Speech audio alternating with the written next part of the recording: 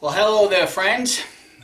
Thank you for clicking on this video and joining in on a continuing conversation regarding my 1862 Uberti Pocket Police.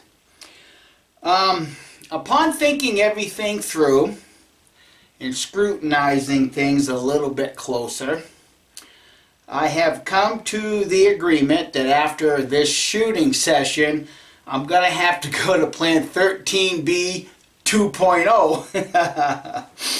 Let me just kind of walk through this a little bit.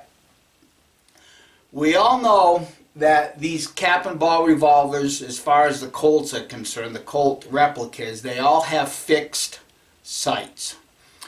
And my concern with this particular revolver is the front sight.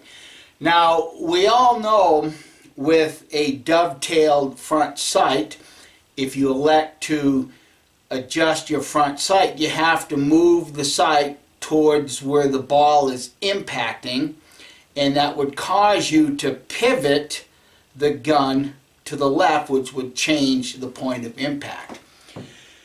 Since this is a fixed sight, I pretty much have to do the opposite. I have to work on the left side of the fixed sight to bring the pivot point more towards the desired impact zone, which would be, in my case, the red circle on my targets.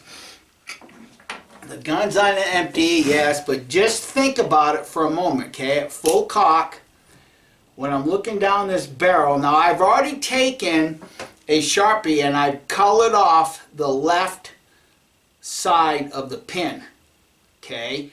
So if the bullet is impacting over here and I file off or color off the left side of the pin, then that's going to force me to move a pivot towards the left. I know this sounds kind of opposite, but I've been going through this in my mind over and over and over again.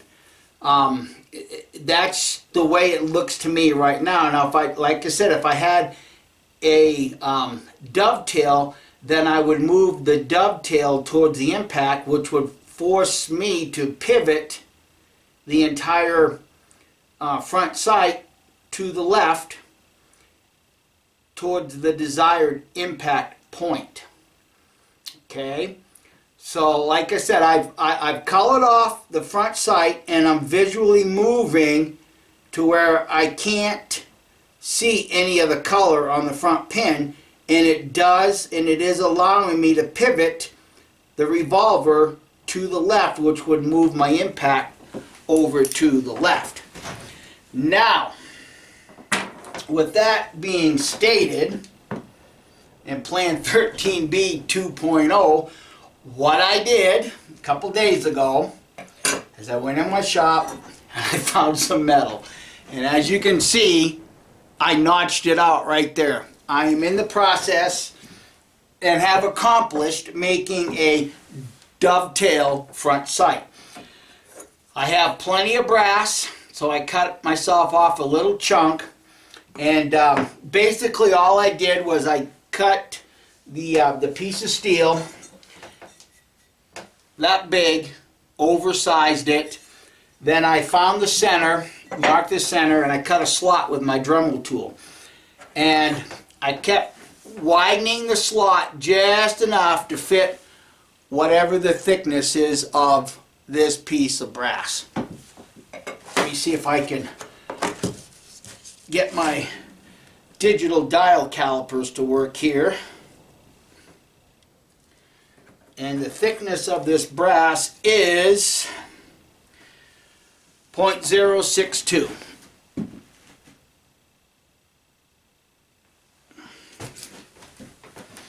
So once I got the slot cut in the piece of steel that's going to be the dovetail, then I went to work with my files and sandpaper and everything else. And at this point, I'm going to turn it this way. Hopefully the camera will pick it up so you can see what it looks like. Haven't blued it yet. That'll be the front of the sight.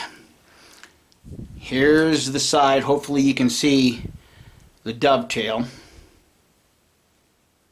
Get it turned. So that's what it's going to look like when I'm looking down the barrel at this dovetail sight, if I have to go to it. Now, one of the tricky things is going to be cutting a dovetail in a round barrel.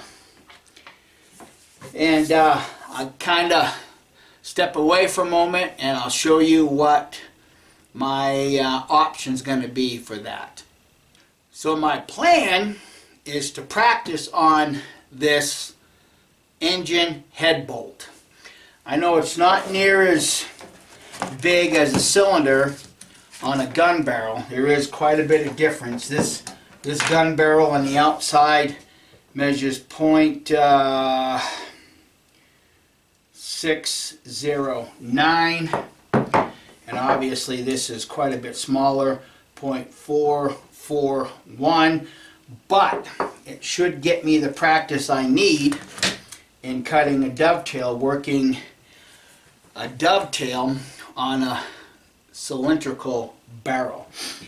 Now, I already have the depth, and the depth is going to be just shallow of the pinhole that's drilled in this revolver already.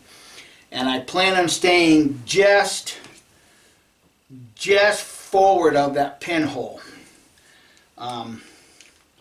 So that way there I can kind of gauge and see where I'm actually at with the front of what's going to be the dovetail sight. Now once I get that cut to the depth, then I will take and then measure my depth of my dovetail sight that I made, which is .125, and if I have to, I can mill some more off of the bottom to make this shallow and then proceed from that point.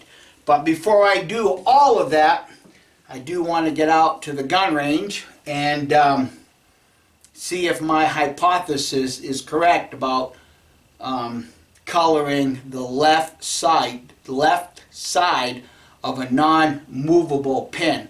Now, I'm pretty confident in doing this because I had to make a new front sight, I think for Friday's Nightmare, and I made that sight a little wider, and I did the same thing because in my 61 Navy Friday's Nightmare, again, that has a non-movable front sight. So I just did the same thing, colored off the left half of it, and it allowed me to bring the point of aim to the point of impact. I just have to remember that when I handle that gun, I got to favor the left side of the V-notch. And maybe what I might end up doing, if this works out the way I think it might, if I do not have to use the homemade dovetail front sight, I might just do something with the right side of the V-notch, maybe just fill that in with a little bit of JB Weld, so that when I pick up the gun and I aim it, the pin is directly in the center of the V-notch without having to see the open side of the pin through the V-notch. Alright, so let's get out to the shooting range and see if my hypothesis proved to be correct. Well, I have a small window of opportunity today. It's going to be about 55 degrees. Wait for it. The breeze will pick up sooner or later. That's just a given. I'm about ready to go here. Got the gun loaded up. 18 grains of my homemade gunpowder with the juniper as the charcoal. A number 10 percussion caps. At this point, I really don't think that makes a hill of beans. But one thing that I do kind of want to adjust. When I built my shooting range, and I call out 16 yards to the target. That's about halfway into the shelter or the overhang here. Where I have my table set now, as it's lined up with that front pole, I'm actually at 15 yards. So I don't know that that really makes a hill of beans to anybody, but I just want to, make sure that we're all on the same page, that I'm actually at 15 yards at the front of my roof here. So I'm going to zoom in on the target because I want to see for myself where these first 5 shots impact the target. And like I said, I've got half of my pin colored off on the left side of the pin, which is going to force me to take the rest of the pin and hold that in the middle, I hope. Let's see if I can accomplish this.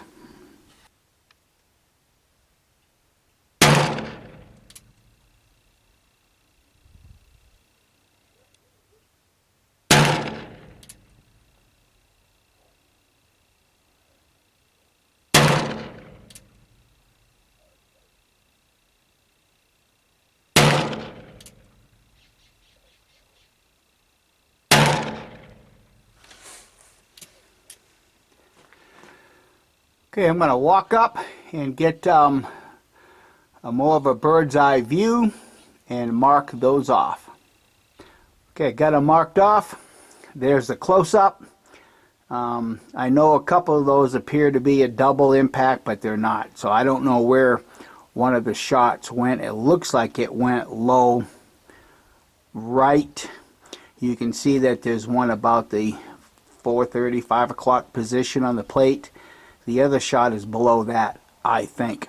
I'm going to get loaded up again and see if I can do the same thing. Hold that pin to where I have it colored off over to the left side of the V-notch.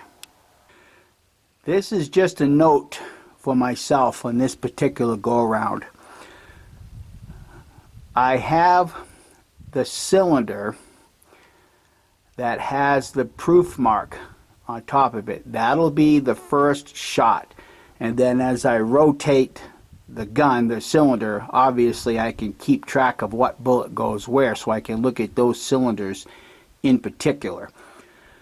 Another note, just for myself, I didn't notice this before, but I have some wads that are pre-lubricated, obviously, but I have some that are different thicknesses.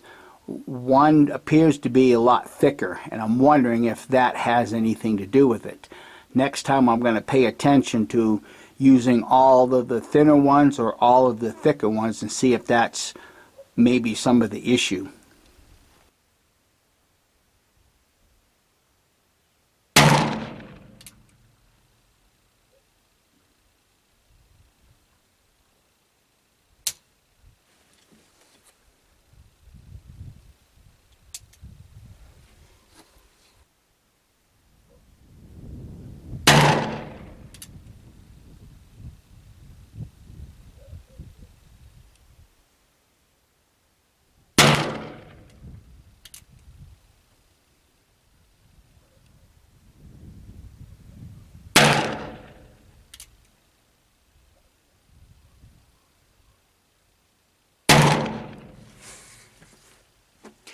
Well, I think I'm done for the time being. I think the spring on the hand that rotates the cylinder will let go. So it looks like I'm going to have to make another spring. Thanks for watching, and I'll catch up with you all real soon. Don't forget to like and subscribe and to share this with your bestest of buds. Bye.